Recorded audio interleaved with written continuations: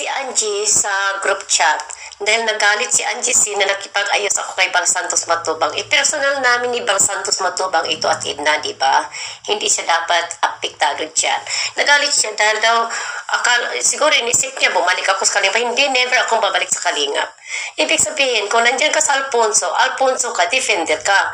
Huwag magpa-apekto kung isa sa membro natin na mayroong personal na hidwaan sa isang taon nakipag-ayos, hindi kayo involved doon. Ang gusto lang kasi ni Angie na banatan ko si Edna para sa kanya. Hindi na mangyayari yan dahil alam mo, hindi naman siyang papasok sa bilangguan, sis. Hindi naman siyang gagastos ng pera sa lawyer at hindi rin siya gagastos ng pera para ipiyansa ako at hindi rin siya magkakaroon ng time na humaharap sa mga korte, sa mga judges na ganyan. Akin lahat. Walang magtatanggol sa akin in the end. Kaya bilang isang defender, hindi ibig sabihin na mag-depend ako on your own personal gain. Hindi po, hindi ganyan.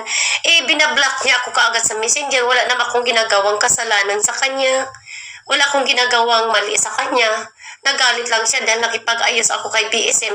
Kaya nakipag-ayos ako dito, another reason, dahil pinapakiusapan ko si Bang Santos Matubang na itigil ang demanda kay Lou Gonzales. At para malaman ko rin kung ano mga plano ni Bang Santos Matubang laban kay Lou Gonzales. Dahil nga, siyempre, Alfonso team natin, mabait si Lou. Kailangan ko rin makapaghanda si Lou kung anong na dapat niyang ipaghanda. Pero wala naman talaga, nasa step 4 lang naman si Lou. Wala talagang ganung mangyayari, no? Walang demandahan na ganun.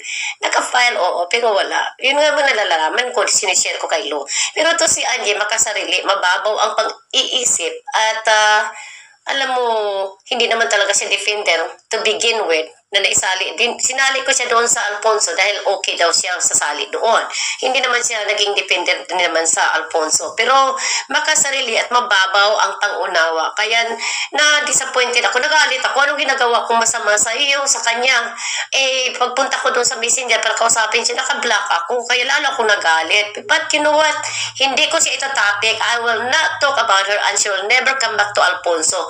And she will never be trusted again. Kasi ang gusto niya, makasarili siya Kung siya nang siya, ibanatan ko si Edna. Bakit ko babanatan si Edna? For her? Hindi.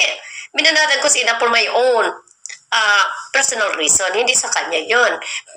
Pinagtanggol natin siya buong buo all the way. Pero siya yun lang ginagawa niya. Tinalikuran na tayo, umalis siya, lumayas siya dahil sama ng loob. For what?